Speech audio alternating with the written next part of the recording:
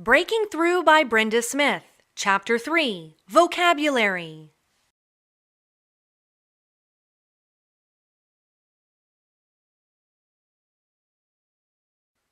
Some vocabulary facts. Did you know that you use about 20% of the words you know each and every day in your language?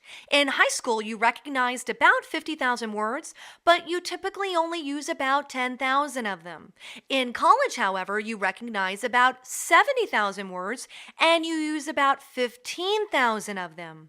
You will learn about 20,000 new words in college because there are many words that come from specific disciplines like accounting or law or medical. What's important is the more you hear the vocabulary word, the better chance you will use it. They say that you need to hear a word about 10 times before it becomes part of your natural speech. So review your vocabulary over and over and it will become natural.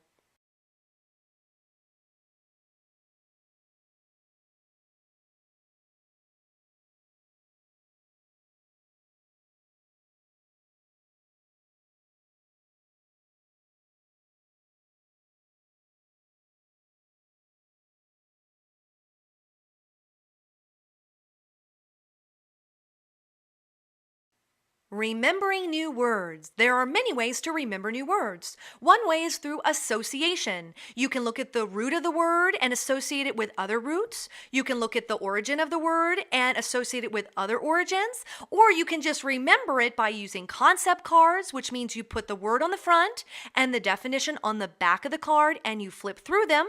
You can use a dictionary, and of course, you can practice. Over and over again, pick one word that you like and use it every day for a week. Then the second week, pick a new word you like, and the more you use it, the more it will become part of your day to day.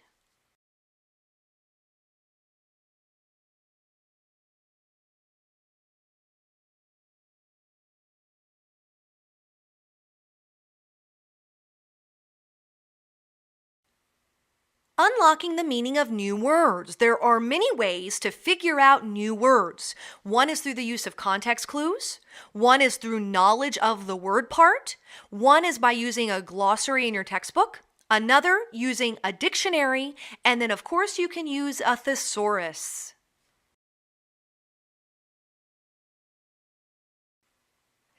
Types of context clues. There are many types of context clues. One would be definition clue, where you define the word. Elaborating details, where you use details to elaborate on what the word is that you don't know. Elaborating examples, where you use examples to elaborate about the word you don't know. Comparison clues, where you make a comparison between what you know and what you don't know. And contrast clues, where you contrast between what you know and what you don't know.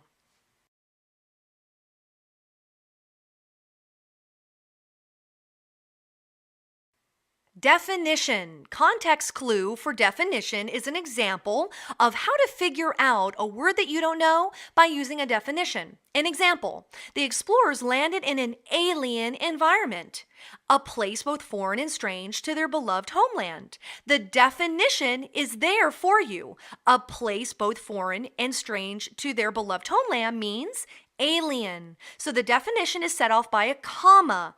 Alien means strange or foreign.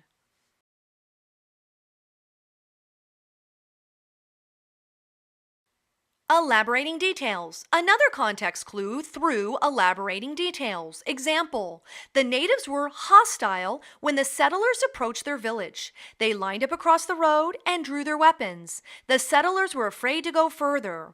The explanation is, as described in these sentences, hostile means unfriendly, because after the first line, there are two separate sentences that elaborate through details so you can figure out the word that you don't know.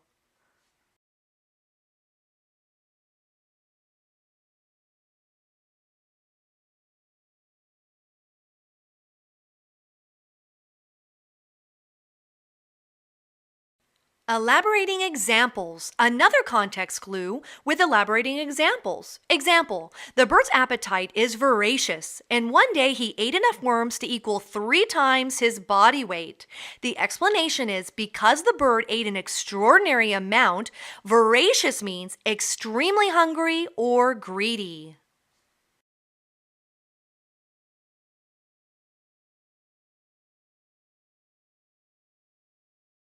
Comparison. Another context clue is comparison. Example, the smell of the flower was as compelling as a magnet's pull on a paperclip. The example is that since a paperclip is pulled to a magnet, the comparison suggests that the smell of the flower had the same attraction. Compelling means forceful.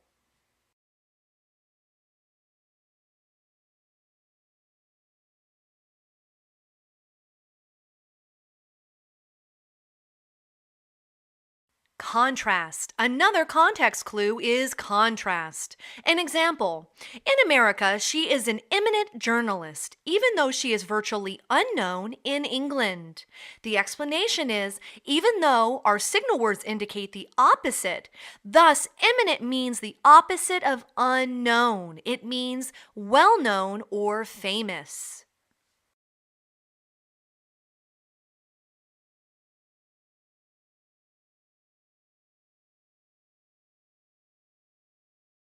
Multiple meanings of a word. There are multiple meanings to a word, so we have to be careful because some words look the same and sound the same. Sally cannot bear to be in the house alone at night. The bear approaches our campsite. One means to be able to not stand something, and the other bear means an animal. Mr. Robinson served on the board of directors for the school. Put the extra board in the truck. One is a meeting of people, a board of directors. The other is a piece of wood, board, that you put in a truck. The owner suspected a dead animal was the cause of the foul odor. The batter hit a foul ball with 3 runners on base. One talks about a foul odor, something doesn't smell good, and the other one is a word used in baseball, a foul ball.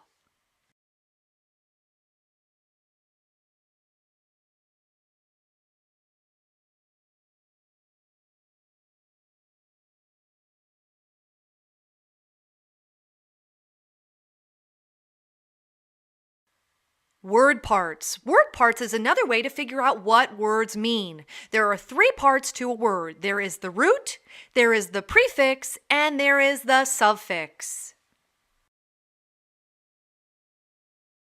Word parts. The 3 main parts of a word are root. The basic or main part of a word is the root. That's what holds the meaning of the word. Then there are prefixes. That's the group of letters that's added to the beginning of the word that changes the meaning. Then there are the suffixes, which are a group of letters that are added to the end of a root to change the meaning of that word. An example, invisible. The root is vis, which talks about vision. The in is the prefix and the ible is the suffix. But any way you cut it, invisible or visible, we're still talking about vision because the root is what the word means.